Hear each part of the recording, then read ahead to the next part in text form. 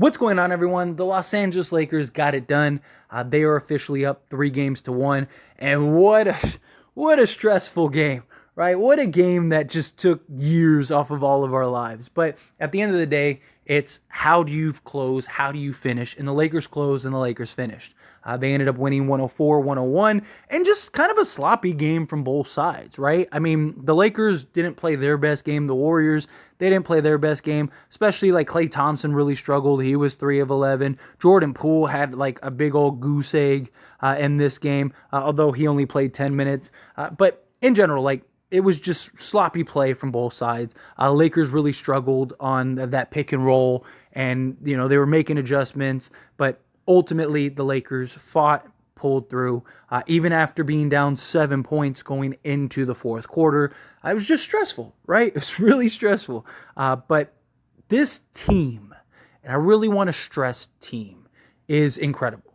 And it's why I thought the Lakers had a real chance this year. I love the matchup against the Memphis Grizzlies.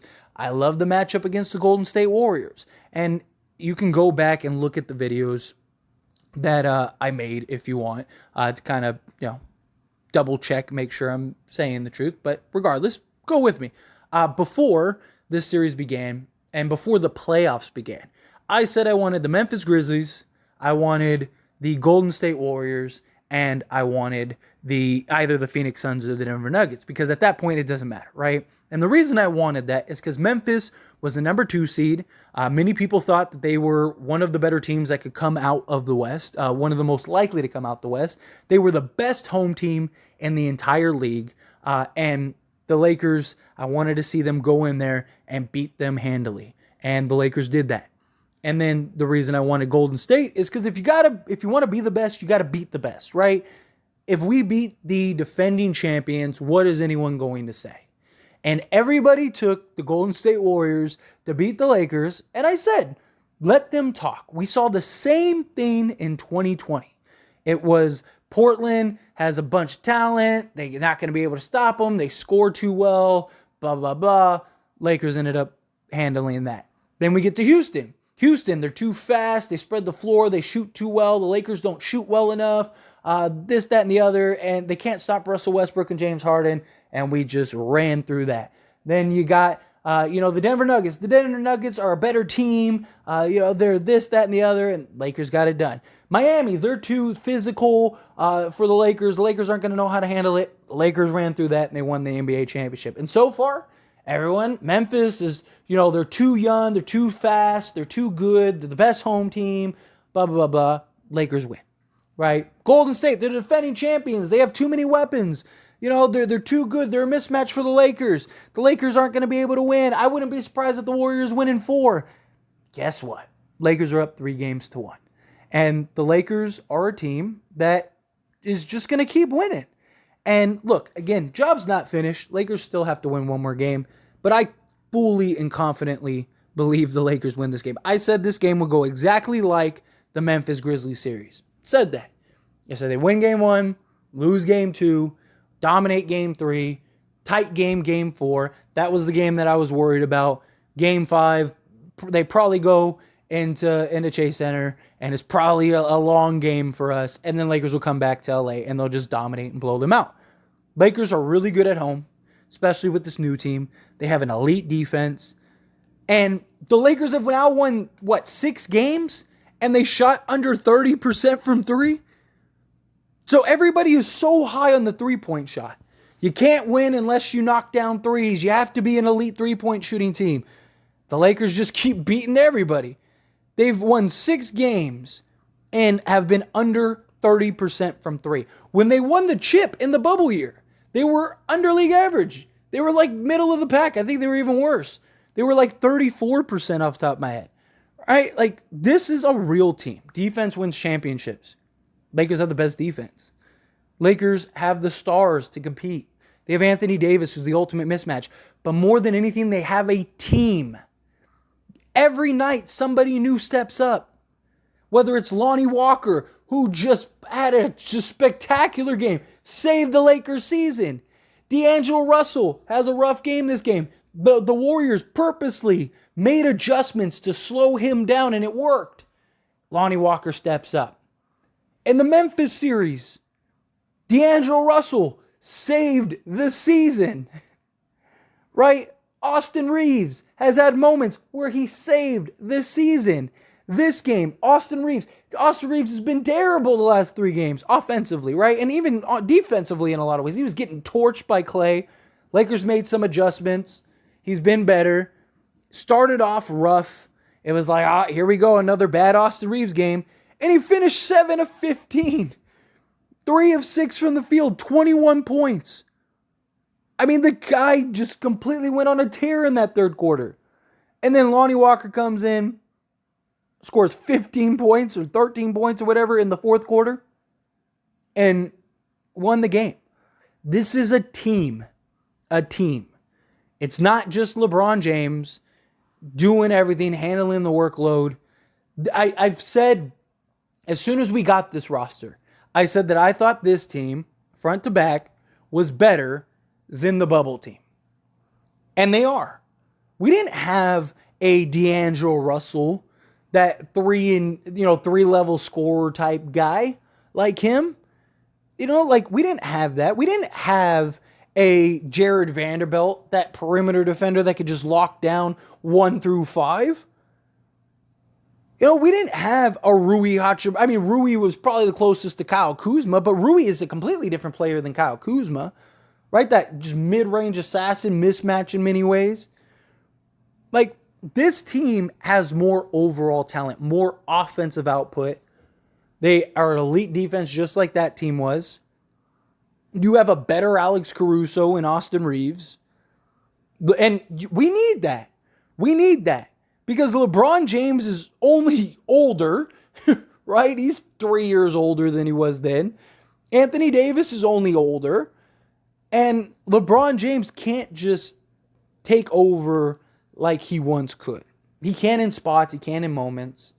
And he needs a real team to take over. This isn't LeBron that can take a bunch of scraps to an NBA Finals, right? This is a guy that legitimately is still an incredible time. I mean, he gave us 27, 9, and 6. And the game before that, he didn't score in the first quarter. He didn't score till halfway through the second quarter and still finished the game with 21, 8, and 8. That's what shows we have a team. We have the defense to lock folks down, to make things difficult. Again, the superstars, you're never going to stop the superstars, right? Never going to stop Steph Curry. Just not. But you make things difficult. And look, the only time the Warriors have beaten the Lakers is when they shot 50% from 3 on 42 attempts. 42 attempts. They were 21 of 42. It's the only time the Lakers have lost. Lakers blew them out, beat them in a tight game. When Steph Curry had that monster game, this is a game that the Warriors usually win. Steph Curry had a 31-point triple-double. 31-point triple-double.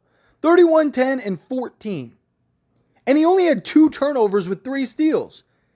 This is a game that usually the Warriors win. And they didn't. The Warriors shot 40% from 3 in game 1. And they lost. So far, we have seen the Warriors can only beat the Lakers when they shoot historically great. And if they don't shoot historically great, the Lakers are the better team. The Lakers have been the better team in 3 out of 4 games. And in the first quarter of game 2, the Lakers looked like they were the better team still. And then they just kind of got away from everything, and the Warriors caught fire, and we ended up getting blown out. And the Lakers responded by beating the Warriors worse than they beat us. Because that's what championship contending teams do. That's what real contenders do. This is a real team. And I said it the moment we got that deal. Moment we got that trade. I was asking for Rui Hachimura weeks before we actually got the deal. I made a video hours before, or whatever it was, hours before we actually made the trade. D'Angelo Russell. I was talking about D'Angelo Russell and how I thought that we should go and try to get D'Lo, and I think that he would be an asset that would be available. Jared Vanderbilt, I said I don't like the Utah trade without Jared Vanderbilt. If we can get Jared Vanderbilt, I'll do that trade all day and including Sunday. And we ended up getting Jared Vanderbilt.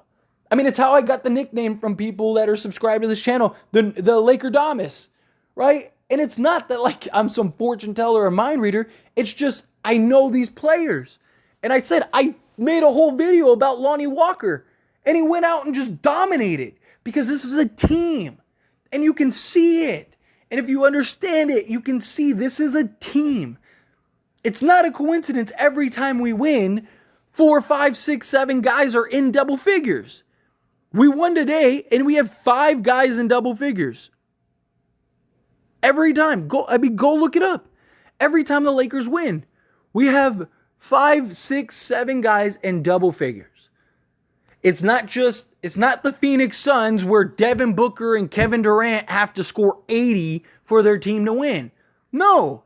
I mean, look at this game. We just beat the Warriors, right? 104-101. Anthony Davis, 23. LeBron James, 27. They scored 50 points collectively. Then you had 21 from Austin Reaves, 10 from Schroder, 15 from Walker. Like, this is a team. On any given night, the Lakers have 5, 6, 7, 8 guys that can go and drop 20 on you. How many teams can really say that? How many teams legitimately have 5, 6, 7, 8 guys that can go get you 20 plus a night? Or let's say 15 a night. So we can add Jared Vanderbilt into that because Jared Vanderbilt's putting up 15 on several occasions. Right? I mean, you have LeBron James, Anthony Davis, Austin Reaves, D'Angelo Russell, Dennis Schroder, Lonnie Walker, Rui Hachimura. All of those guys can go get 20 plus on any given night. Even Beasley. I know Beasley's been terrible, but Beasley's good enough to go get 25, 30. He's done it for the Lakers. Troy Brown has done it for the Lakers. Literally. I mean, we're 15 deep. How many teams are legitimately that deep?